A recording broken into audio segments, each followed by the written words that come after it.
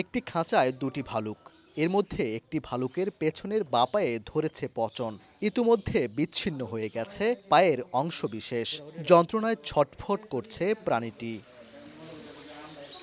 এমন করুণ অবস্থা ময়মনসিংহ নগরীর ব্রহ্মপুত্রের পাড়ে জয়নুল আবেদিন পার্কের ভেতরে থাকা মিনি চিড়িয়াখানার।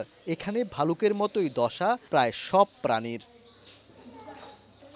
2013 সালের দিকে নগরীর জয়নুল আবেদিন পার্কের ভেতরে সিটি কর্পোরেশনের বরাদ্দের জায়গায় বেসরকারি ব্যবস্থাপনায় মিনি চিড়িয়াখানাটি তৈরি করা হয়। হরিণ, ভালুক, কুমির, বানর, অজগর সহ 19 প্রজাতির প্রাণী দেখতে এখানে ভিড় জমান দর্শনার্থীরা। ঘুরতে এসে অব্যবস্থাপনা ও প্রাণীদের এমন করুণ পরিণতি দেখে ক্ষোভ প্রকাশ করেন তারা।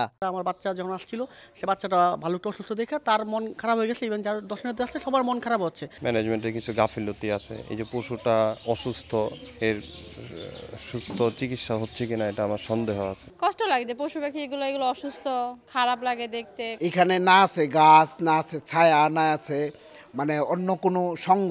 গায়ে পচন ধরা এই ভালুকের ছবি মঙ্গলবার সামাজিক যোগাযোগ মাধ্যমে ছড়িয়ে পড়লে চিড়িয়াখানাটি নিয়ে সমালোচনার সৃষ্টি হয় স্থানীয়দের মধ্যে। তবে চিড়িয়াখানার কর্মীদের দাবি, পশু পাখি নিয়ে কখনো গাফিলতি করেন না তারা। দু একটা প্রাণী আছে যেটা বন্যপ্রাণী আইন বহির্ভূত, এটা আইন বহির্ভূত যে আমরা জানি না। আমাদের কোনো দায়িত্ব অবহেলা নেই, আমরা এখানে পরিষ্কার পরিচ্ছন্নতা সবসময় রাখার জন্য চেষ্টা করি। এদিকে চিড়িয়াখানাটি পরিচালনা নিয়ে সমালোচনা শুরু হলে নড়েচড়ে বসে বন অধিদপ্তর। চিড়িয়াখানায় অভিযান চালায় বন্যপ্রাণী অপরাধ দমন ইউনিট। পরিদর্শন শেষে কর্মকর্তারা জানান, আইন না মেনে পরিচালিত হয়ে আসছিল চিড়িয়াখানাটি। অভিযানে 19 প্রজাতির 100 বন্যপ্রাণীর মধ্যে 48টি জব্দের পাশাপাশি সিলগালা করা হয়েছে চিড়িয়াখানাটি।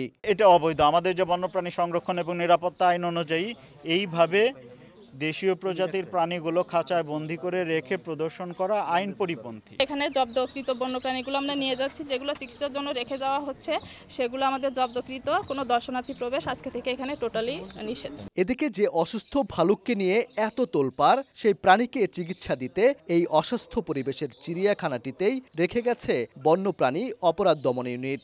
ভালুকটিকে নিরাপদ স্থানে সরানোর দাবি স্থানীয়দের।